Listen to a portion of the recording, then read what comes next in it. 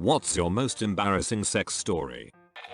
Was having sex with my boyfriend. He flipped me over so we could do it doggy style. All going well. Suddenly I feel a lukewarm liquid splashing on my back.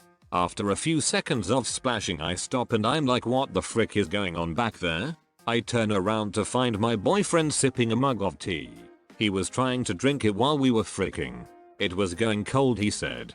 He's never lived that one down.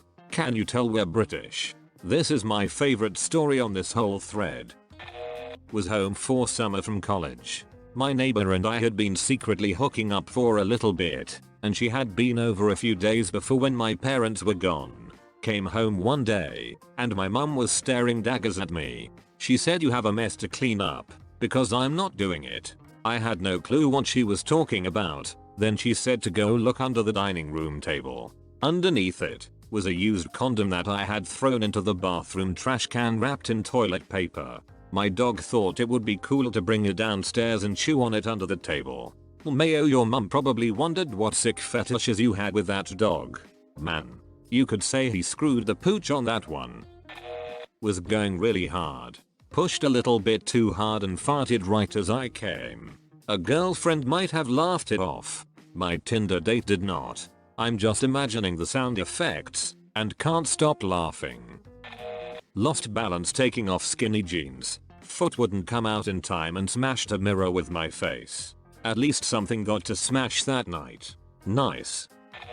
She threw up on my dong twice because she decided to ignore her gag reflex. We're married now.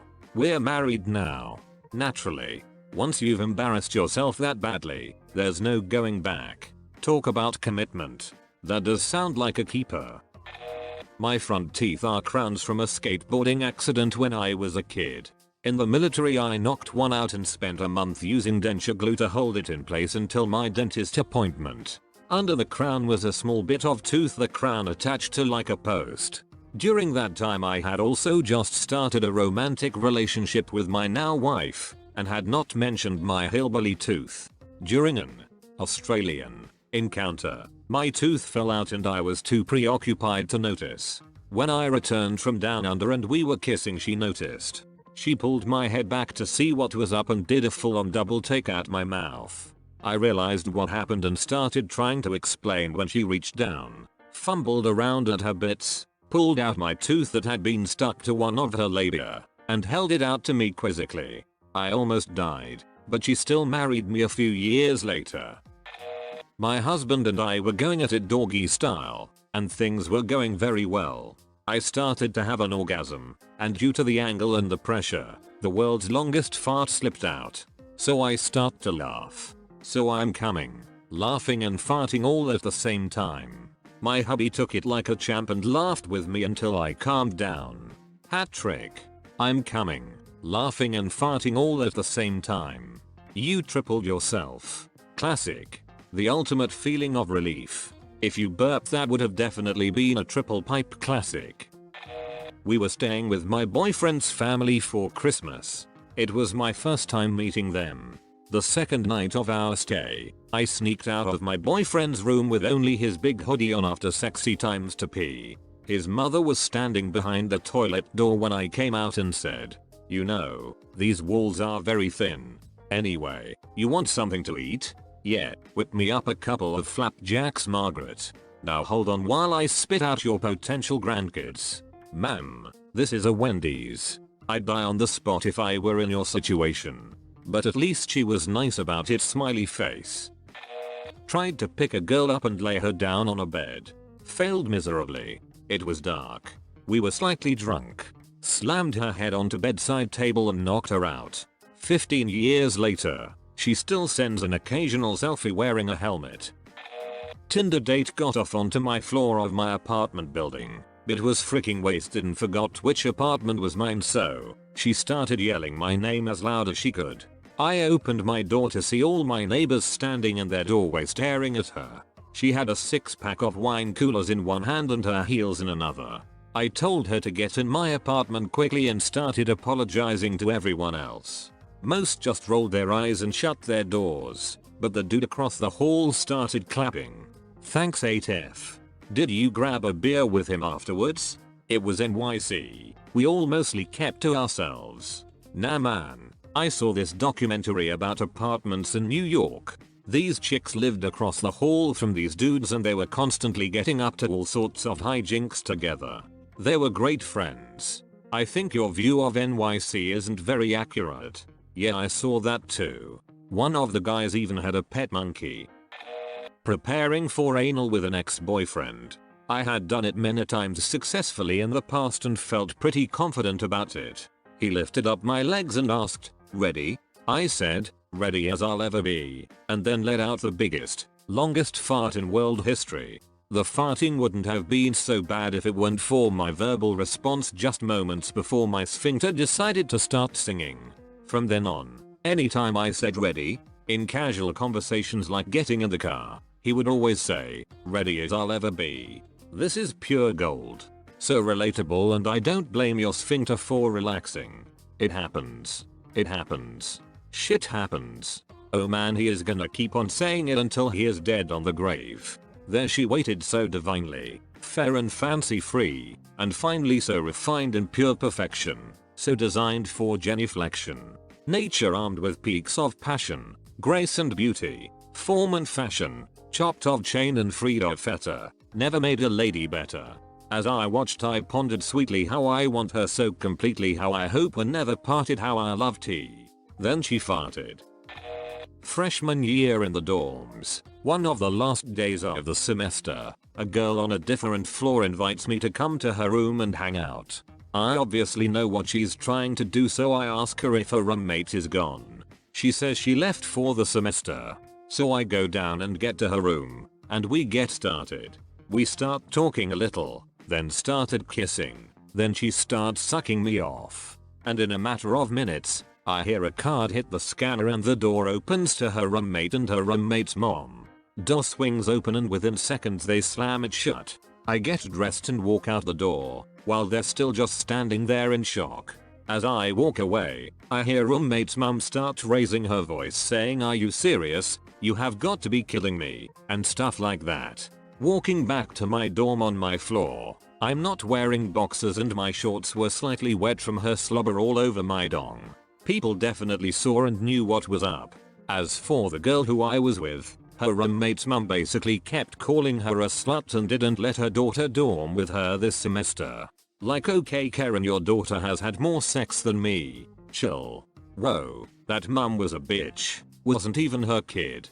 That woman was a bitch. Regardless of being connected to the situation at all, judging someone for sex is freaking inane. Anyone that judges someone else for having sex, mind you, I'm not saying completely going off the rails and freaking everything that moves is completely acceptable, but there's a large range of healthy medium there. Just out themselves as a cunt if you ask me. Mayo. My roomie and I used a code on the message board on the door. I like to imagine it's not code, but a big fat lettering of "I'm getting fricked." When my girlfriend saw my dong for the first time, she said, "Oh, it's so cute." I didn't know how to react. What did she say when she saw your shampoo for the first time? Oh my god, that's huge. Looking at the little hotel shampoo bottle. F. Flew across the country for this guy. He couldn't get it up. Found out he has a foot fetish. He jerked off while sucking my toes. Then he cried and I comforted him. And I had 9 more nights with him. Well, at least one of you got to come.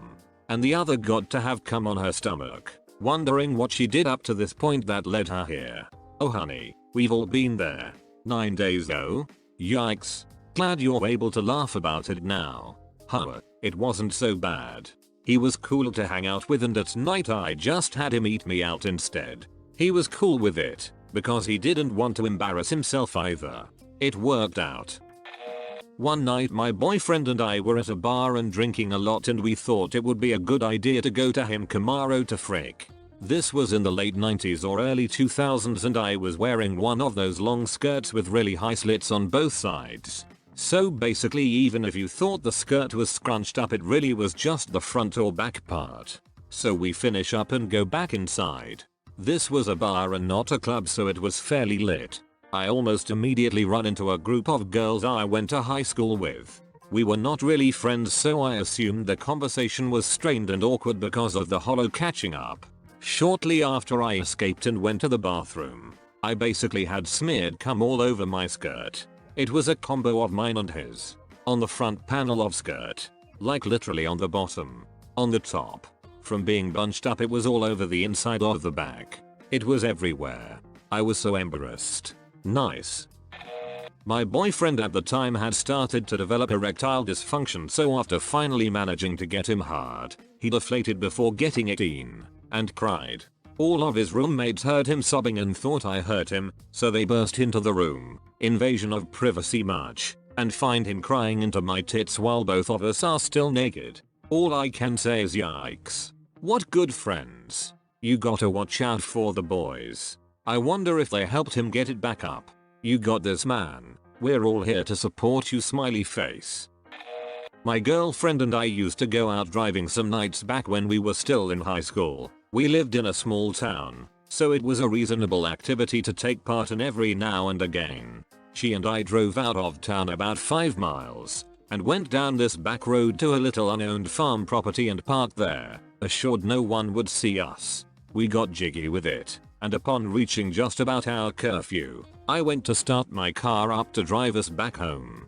But what I didn't realize was that my car did have automatic lights, and I had not actually turned them off all the way. The battery was drained, and my car was not going to start on its own. I called all the friends I could think of to come help us out so we could just sneak back into town, but to no avail. I'd have to call my dad. My dad, for the entirety of my life, has been someone I've been slightly afraid of waking up. He naps a lot, and always seems to do so right around the time I need to ask him for something, and he always sounds angry when I do. I can only imagine how he must have felt when I called him at nearly 1 AM, way past curfew at this point, to ask him to come and save us. But he did. I had to give him directions to this spot we had picked specifically, because it was hard to get to, and eventually he got there. I had to get out of the car, my girlfriend watching, and work with him to get my car jump started again. Surprisingly, he didn't even seem all that angry. Just got my car started and went home, my girlfriend and I following close behind.